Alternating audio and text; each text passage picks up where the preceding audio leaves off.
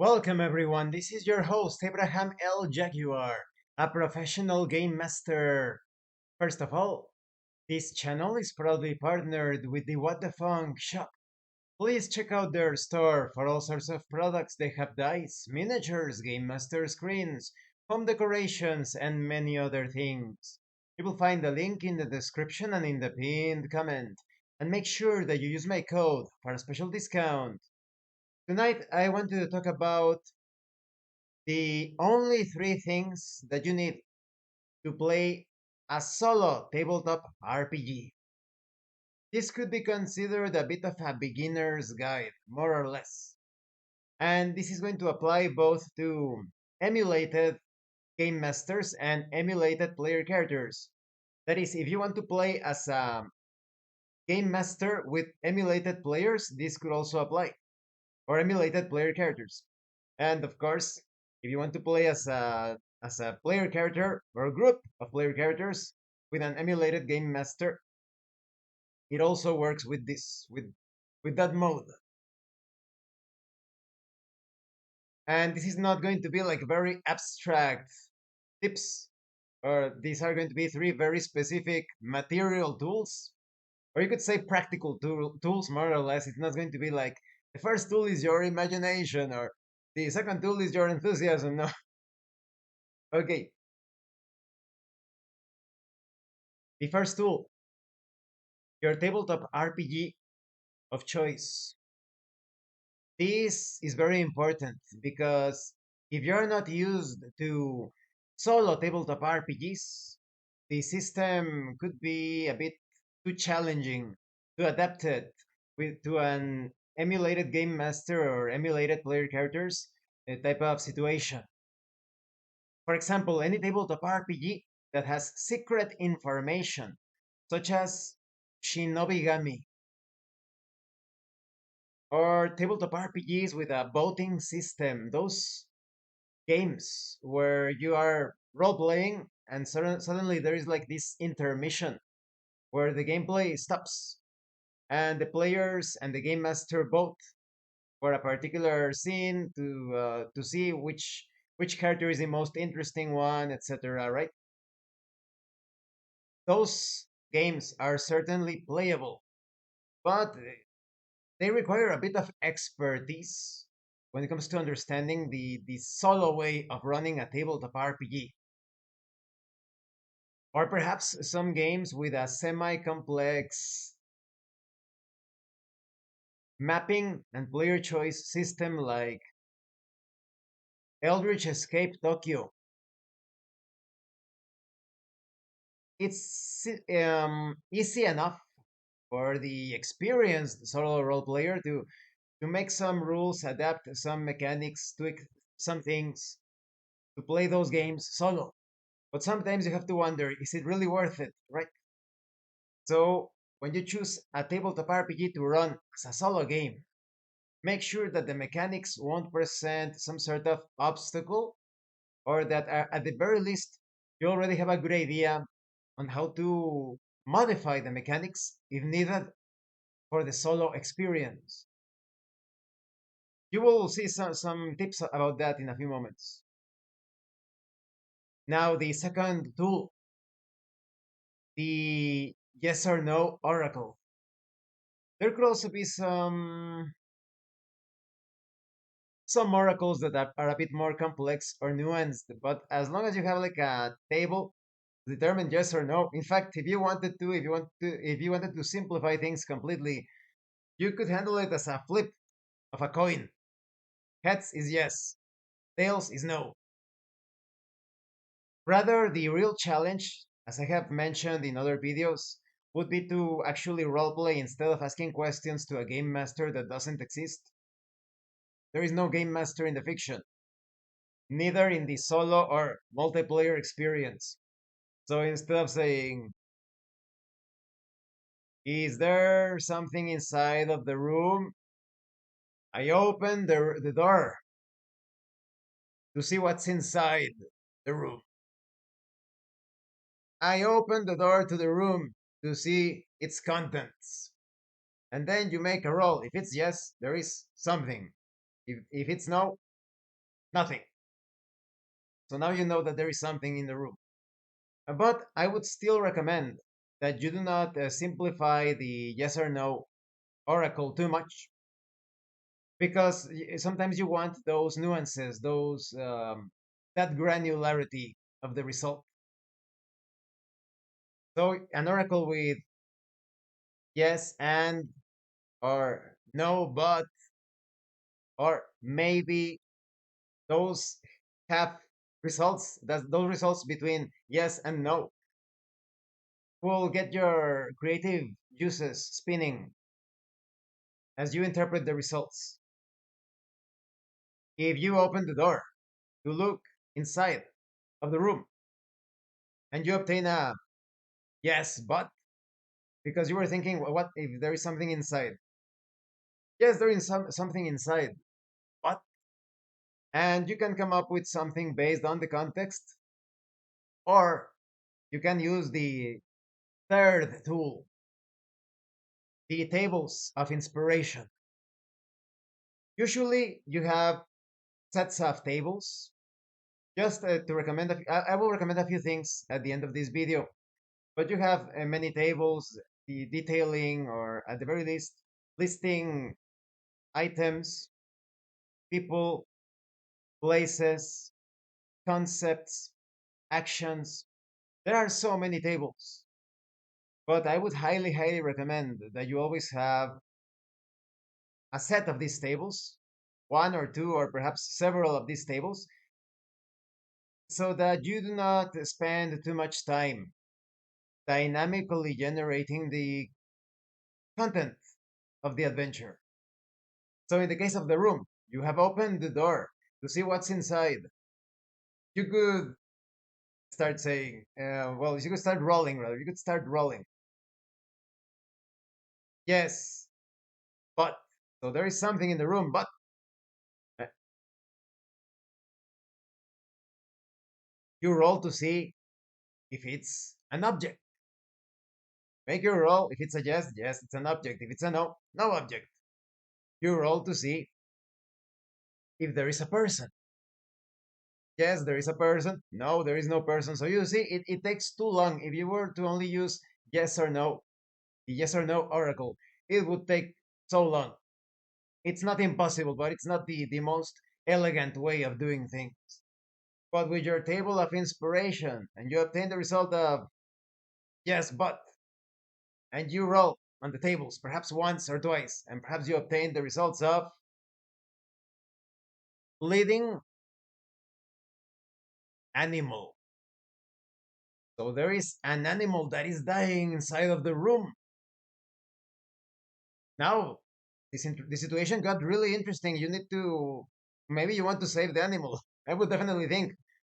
I rush into the room and examine the wound. I examine the wound of the animal to see if I am able to treat it. If you are able to treat it, there you go, and go and apply the first aid or whatever, or use your healing spell. If you cannot, maybe it's a good idea. Now you have to decide if you want to carry the animal. If you want to save the animal, maybe you want to carry the animal and take it to someone that can heal the animal. Or maybe you want to run and try to bring someone that actually has the knowledge to heal that animal. Do you see? And that is thanks to the tables of inspiration. This is, of course, if you're playing as a player character with an emulated game master. But when it comes to a game master, you want to run a solo RPG session as a game master with emulated player characters, now you can determine the actions of the player characters with the yes or no oracle, with the tables of inspiration. It's the same thing. The battle has started and you want to know, right? As a game master, you are perceptive, you are there in the moment, paying attention at what the player characters are attempting and what they are doing, depending on the context. Maybe it's a battle at close quarters. The battle started with the both forces very close. You would imagine that the player characters would charge, right? So you make your roll, yes or no. It's a no. They didn't charge. Now you roll to see if they are retreating, or you could immediately use your tables of inspiration. You make your roll and you obtain the result of defense, shooting. So now you determine that the fighters of the group form a shield wall. The fighter and the barbarian and the paladin or whatever, and the ones at the back, the archers and the wizard, start to cast spells from behind the shield wall. You see, even in cases of exploration, there is a trapped room. The party of adventurers make it inside of the room, but now you are thinking if they are going to step into the room to take a better look at the painting on the roof. The entire roof has been painted with a scene of an ancient civilization, but there is a pressure plate at the center of the room. So you could use your yes or no oracle, or maybe you want to use the tables of inspiration. You make your roll, and maybe you obtain a result such as cautious avoidance, right? If needed, you could use the yes or no to clarify that, because right now I thought about two courses of action. Maybe the player characters are going to avoid that room completely. They're not going to even go further or enter it, right?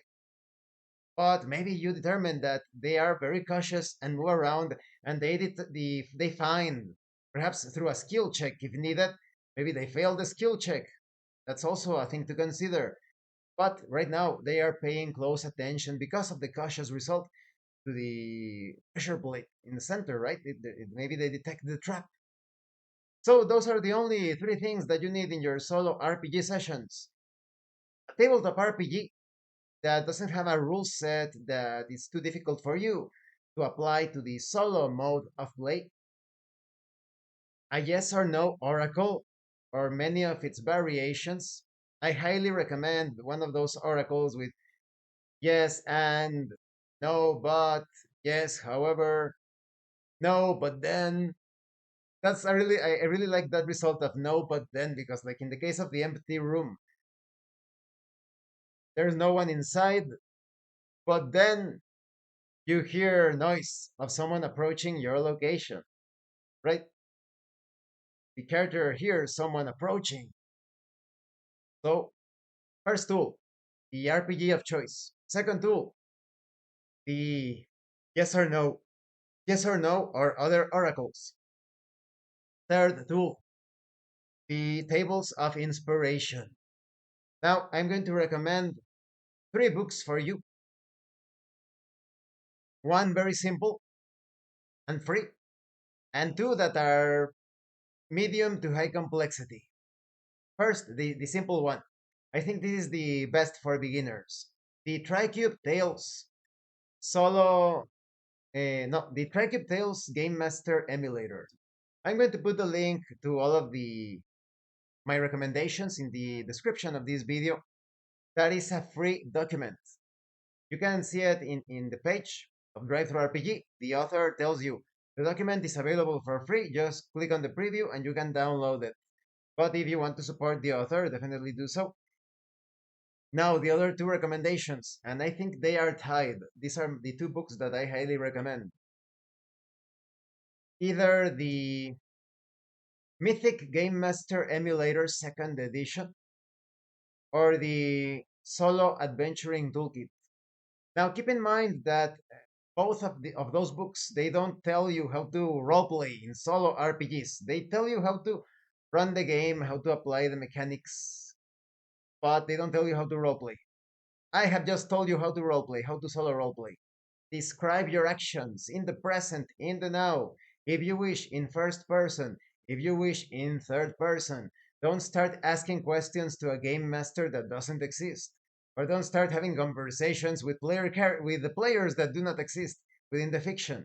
It is all about the player characters and the game world.